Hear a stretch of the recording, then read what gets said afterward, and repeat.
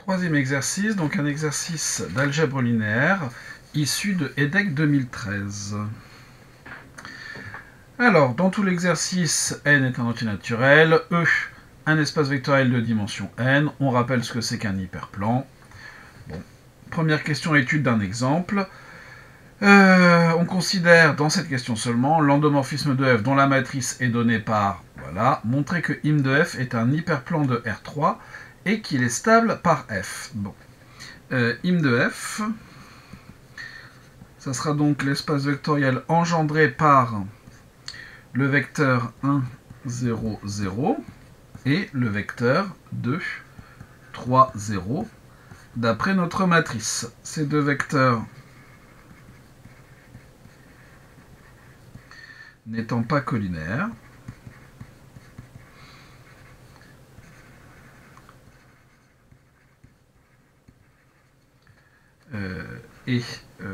ni nuls d'ailleurs,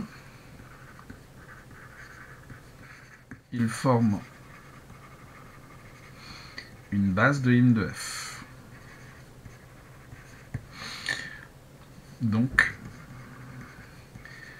im de f est égal à 2. Remarquez qu'on aurait tout simplement pu regarder le rang de la matrice, ça suffisait. C'est-à-dire 3 moins 1. Im de f est un hyperplan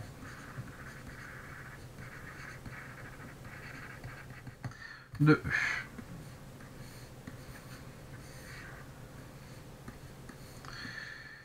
Et qu'il est stable par f. Bon, bah très bien. Si on se donne un x appartenant à im de f, eh bien, il existe... même pas en fait. On va calculer m multiplié par 1, 0, 0. Donc on va avoir 0, 1, 2, 0, 0, 3, 0, 0, 0 multiplié par 1, 0, 0. Et ça va nous faire 0, 0, 0. Donc ça appartient bien sûr à im de f. M multiplié par 2, 3, 0, c'est-à-dire 0, 1, 2, 0, 0, 3, 0, 0, 0, multiplié par 2, 3, 0. Ce qui va nous faire 3, 0 et 0, c'est-à-dire 3 fois 1, 0, 0. Donc ça appartient à im de f. Donc conclusion, pour tout x appartenant à im de f, vous aurez f de x qui appartient à im de f. Im de f est stable par f.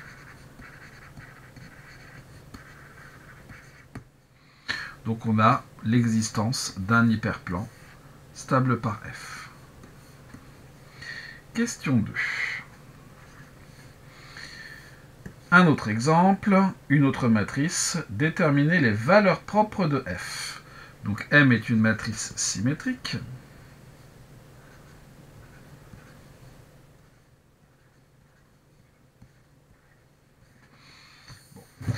Soit on arrive à trouver un vecteur propre directement, et dans ce cas-là, tant mieux. Soit on n'y arrive pas, et même si on trouve un vecteur propre, on n'aura pas forcément tous les autres. On va se donner lambda, une valeur propre de la matrice M. Alors, la matrice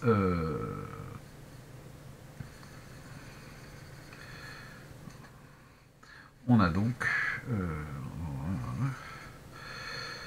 M moins lambda I3 n'est donc pas inversible.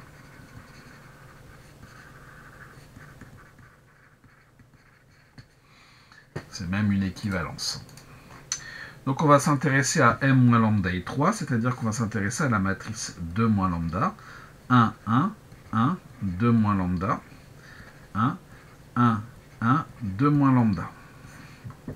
Comme je vous l'ai souvent dit, la bonne méthode, enfin bonne méthode, la méthode qui va éviter en tout cas de traiter des cas particuliers, c'est d'intervertir la ligne 1 et la ligne 3. Donc je vais avoir 1, 1, 2 moins lambda, 1, 2 moins lambda, 1, et 2 moins lambda, 1, 1. Donc la ligne 1, j'ai mis la ligne 3, la ligne 3, j'ai mis la ligne 1. Ensuite, la ligne 1, je n'y touche plus. La ligne 2, je vais faire la ligne 2 moins la ligne 1. Donc 1 moins 1, 0, ça tombe bien, c'était fait exprès. 2 moins lambda moins 1, je vais avoir du 1 moins lambda. Et 1 moins 2 moins lambda, je vais donc avoir lambda moins 1. La ligne 3, qu'est-ce que je vais faire? Je vais faire la ligne 3 moins 2 moins lambda multiplié par la ligne 1. De cette façon, ça me fait apparaître un 0. 1 moins 2 moins lambda, je vais donc avoir moins 2 moins lambda, c'est-à-dire lambda moins 2. Et ensuite, j'ai 1 moins 2 moins lambda, c'est-à-dire que je vais avoir lambda moins 1. Non, j'ai oublié de multiplier par... Non, c'est plus compliqué que ça. C'est 2 moins lambda fois la ligne 1, donc on va avoir 1 moins 2 moins lambda au carré, c'est-à-dire que l'on va avoir lambda carré, moins de lambda, avec un moins devant, plus de lambda, moins 3. Ok. Donc je vous rappelle que cette opération est licite, ne pose pas de problème, parce que au pire, 2 moins lambda vaut 0, et lambda reçoit la ligne 3, ça ne nous pose pas de problème. Donc, si je regarde ma matrice, j'ai donc 1, 1, 2 moins lambda, 0, 1 moins lambda, lambda moins 1, et 0, lambda moins 2. Et ici, j'ai moins lambda carré, plus de lambda moins 3. Bon, j'ai rien fait.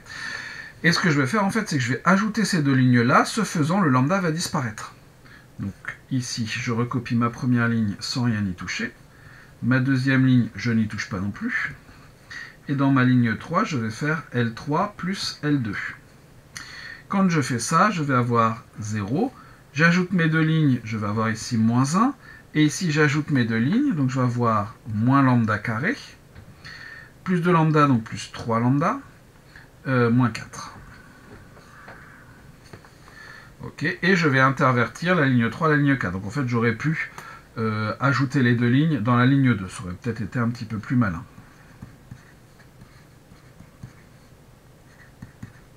J'ai dit que je les intervertissais et je ne le fais pas. Donc ici, je vais avoir moins 1. Je peux même tout multiplier par moins 1. Donc ici, je vais avoir 1. Ici, je vais avoir lambda carré moins 3 lambda plus 4. Donc dans la ligne 2, je mets moins la ligne 3. Et dans la ligne 3, je mets la ligne 2.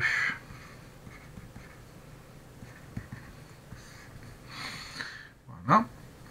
Dernière opération.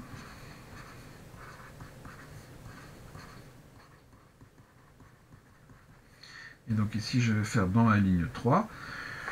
Je vais mettre la ligne 3 moins 1 moins lambda multiplié par la ligne 2. Donc je vais avoir 0. 1 moins lambda moins 1 moins lambda, 0, c'est fait exprès.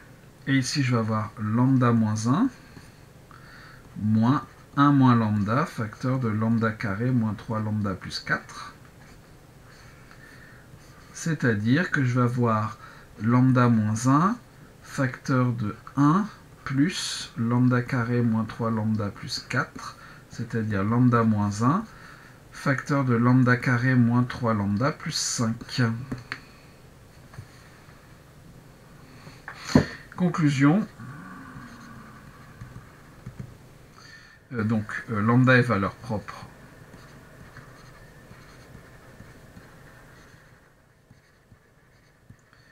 de la matrice M si et seulement si lambda moins 1 facteur de lambda carré moins 3 lambda plus 5 égale 0.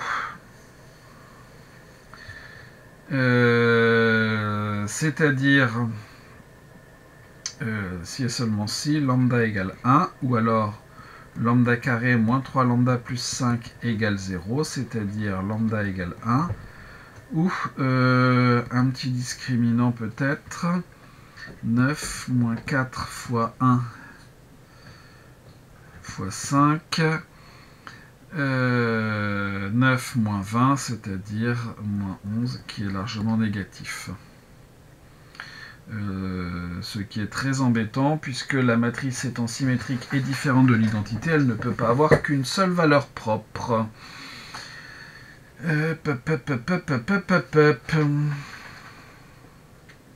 Donc j'ai dû faire une erreur de calcul quelque part. Alors, plus lambda moins 1. Donc 1 plus, ça nous fait bien ça, donc c'est avant que je me serais trompé. Bon, là, je ne me suis pas trompé. Là, non plus. Ici, L3 moins 2 moins lambda fois L1. Donc, on va avoir 1 moins 2 moins lambda au carré. Ce qui nous fait 1 moins lambda carré plus 4 lambda. J'ai oublié. Donc ici, ça va être du 4 lambda.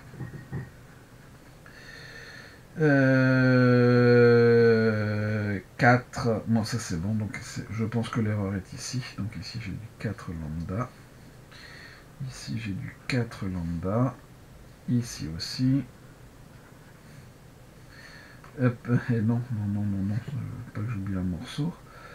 4, 4, et L3 plus L2. Donc ici je vais en avoir 5 des lambda. Donc ici j'en ai 5. Donc ici j'en ai 5. Donc ici j'en ai 5. Ici aussi. Et ici aussi. Ok. Donc ici j'en ai 5. Donc ici j'en ai 5. Donc ici. Ça me fait 25 moins 4 fois 1 fois 5, c'est-à-dire 5.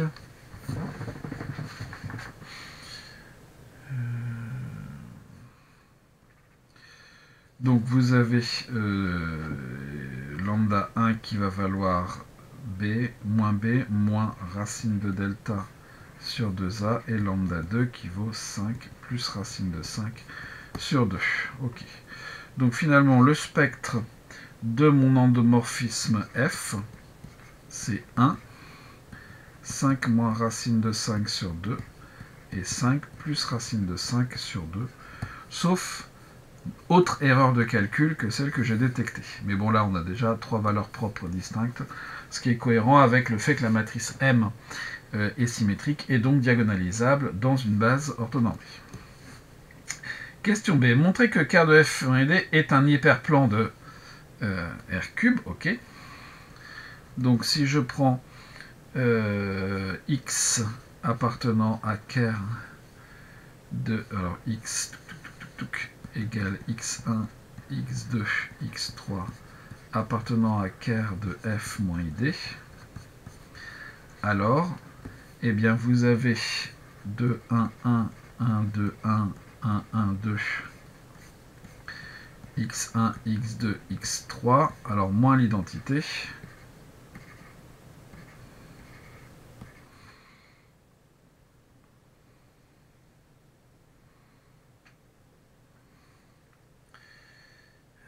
C'est ça. Alors je suis très embêté parce que Ker de f moins l'identité, j'obtiens... Je ne vais pas obtenir un hyperplan, moi.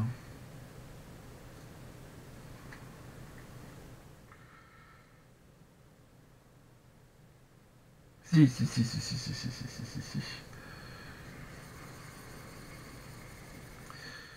On n'a pas du tout besoin de ça. On va faire plus simple.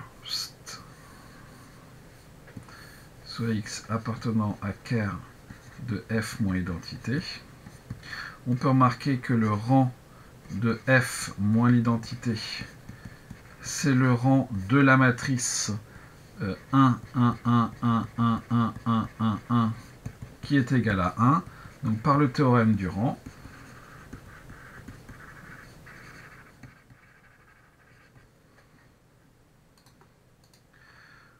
on en déduit que la dimension de Ker de f moins l'identité vaut 2, c'est-à-dire 3 moins 1.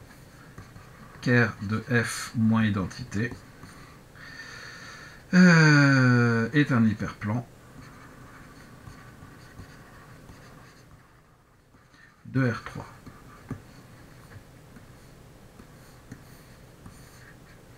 Ensuite, pour montrer qu'il est stable,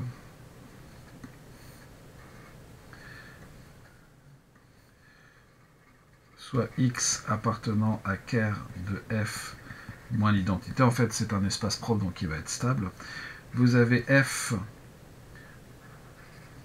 pourquoi ça me fait ça, oui. F moins l'identité de x qui est égal au vecteur nul, donc f de x est égal à x, c'est-à-dire que f de x appartient à ker de f moins l'identité, puisque c'est le cas pour x.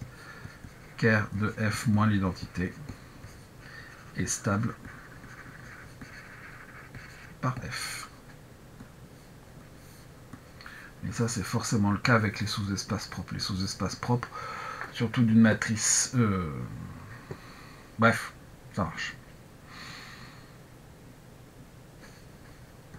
Question 3. On note f étoile l'endomorphisme dont la matrice est la transposée, on appelle ça l'adjoint. On a déjà rencontré des problèmes qui traitaient de cet endomorphisme adjoint. Vérifiez que l'on a,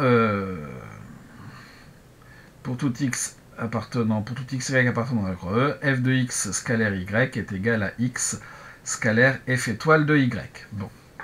Donc on se donne un couple xy appartenant à E carré. Grand X, la matrice de coordonnées de X.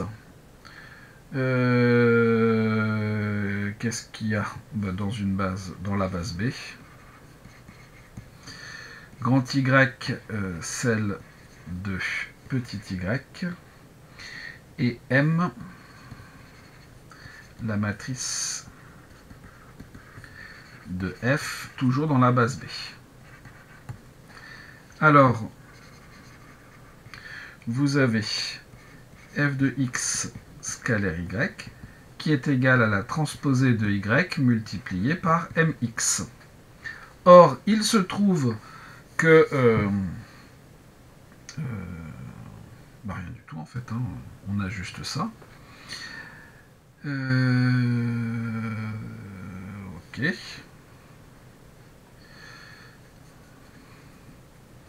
Et ça, c'est égal à la transposée de mx multipliée par y par symétrie du produit scalaire. C'est-à-dire que l'on a la transposée de x multipliée par la transposée de m multipliée par y. C'est-à-dire que l'on a f étoile de y scalaire x. Conclusion. Pour tout xy appartenant à E carré, f de x scalaire y est égal à f étoile de y scalaire x est égal à x scalaire f étoile de y. C'est sous cette forme-là qu'on nous le demandait.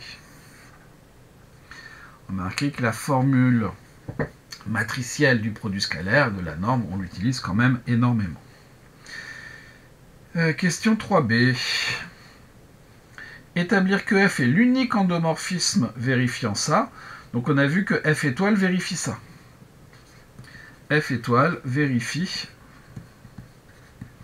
pour tout x, y appartenant à E, f de x scalaire y est égal à x scalaire f étoile de y.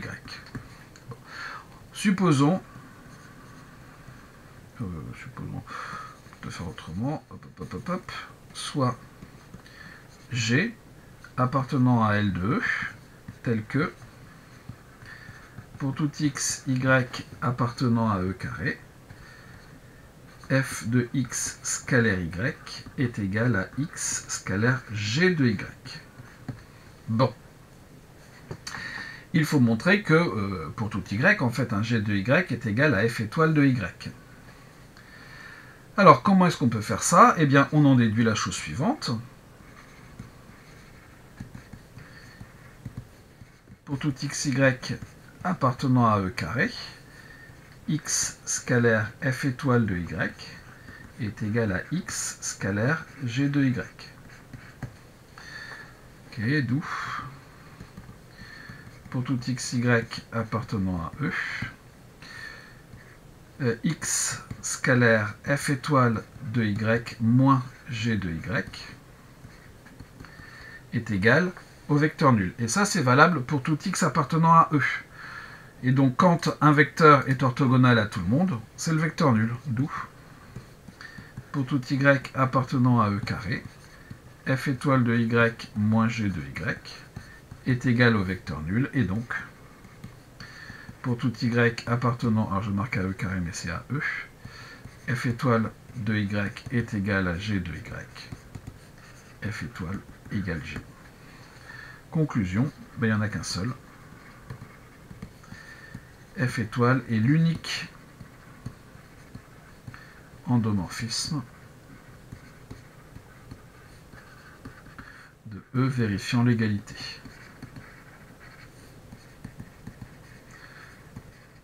Que je ne réécris pas. Ça aussi, on l'avait déjà rencontré dans un autre devoir. Alors, question 4a. Il s'agit de montrer que lambda est une valeur propre de f étoile, sachant que lambda est une valeur propre de f. Donc lambda est une valeur propre de f. Donc, de la matrice M. Donc, M moins lambda IN n'est pas inversible. Par conséquent, la transposée de cette matrice, T de M moins lambda IN, c'est-à-dire T de M moins lambda transposée de IN, ne l'est pas non plus.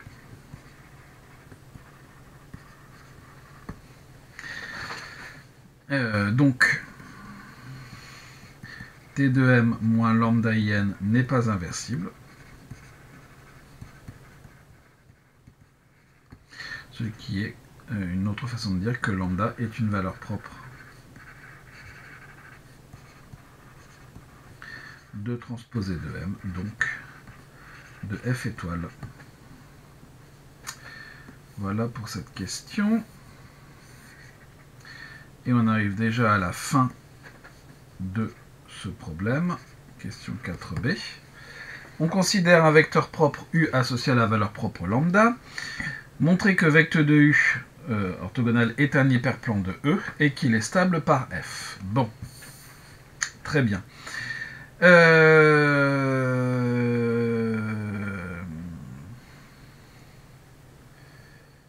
Qu'est-ce qu'on a comme info là-dedans? Sur lambda, pas grand-chose. Bon. Qu'est-ce que l'on peut dire sur vecteur de U? Donc vecteur de U, c'est un espace de dimension 1, donc U étant un vecteur propre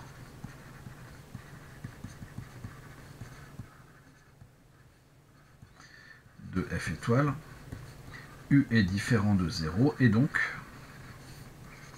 la dimension de vecteur de U est égale à 1. Par conséquent, la dimension de son orthogonale est égale à n-1. Vecteur de U orthogonal est un hyperplan. En un seul mot, c'est mieux. De Rn, de E. Donc, on a la première chose qui est montrée. Ensuite, il faut montrer qu'il est stable par F, soit X un élément dans cet espace. Alors, x scalaire u est égal à 0. Et donc, comme u est un vecteur propre associé, donc en multipliant par lambda, d'où x scalaire lambda u est égal à 0, ce qui revient à dire que x scalaire f étoile de u est égal à 0. On a besoin d'une nouvelle page, pour pas grand chose, mais il nous la faut quand même. C'est-à-dire que f de x et de u est égal à 0, et donc f de x appartient à vect de u orthogonal, d'où vect de u orthogonal est stable par f. On aurait pu tout de suite calculer f de x scalaire u et faire le chemin inverse. Ça fonctionnait également. Et bien on a terminé cet exercice 3.